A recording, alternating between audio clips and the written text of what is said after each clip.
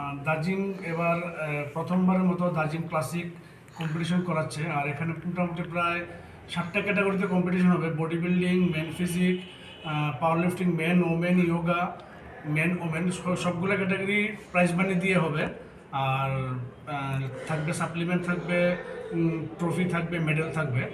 তো আমরা চাইছি যে মানে অনেক স্পোর্টস আছে যেগুলো অনেক মানে প্লেয়াররা সুযোগ পায় না। তো আমরা চাইছি যে প্রাইজ মানি দিয়ে তাদেরকে একটু উৎসাহিত করতে খেলার প্রতি আরও। তো এটাই আমরা চাইছি যে একটু ভালোভাবে করতে। আপনার নামটা? আমার নাম যিশু দেব। আমার কোন জায়গাতে? আমার জিম হচ্ছে বর্দোয়ালি দার্জিলিং। টুর্নামেন্টটা শুরু হবে 16 ফেব্রুয়ারি। 16 ফেব্রুয়ারি পাওয়ার লিফটিং শুরু হবে। আচ্ছা। আর 18 তারিখ হবে আর্ম রেসলিং আর ইয়োগা কম্পিটিশন। 22 তারিখ হবে আপনার বডি বিল্ডিং আর মেন ফিজিক।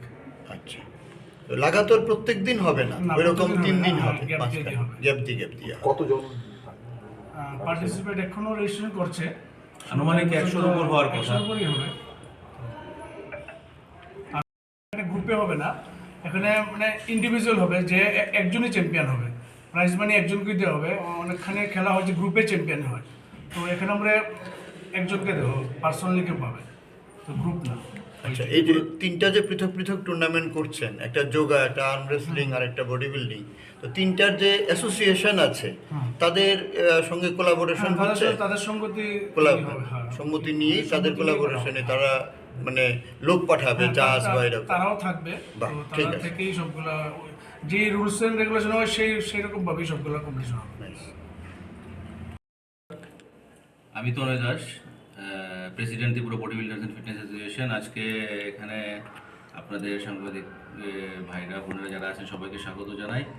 আজকে এখানে একত্রিত হওয়ার কারণ, রাজ্যে বিভিন্ন ক্রীড়ার প্রতি খেলোয়াড়দের আরও উৎসাহিত এবং উদ্যোগ করার জন্য বিভিন্ন ক্রীড়া সংস্থাগুলো অনেক উদ্যোগ নিয়ে আসছে। পাশাপাশি এখন ক্রীড়া সংস্থা অ্যাসোসিয়েশনগুলোর পাশাপাশি যে জিমগুলো আছে, জিমগুলো অনেক সুন্দর এবং উন্নত মানের উদ্যোগ নিচ্ছে।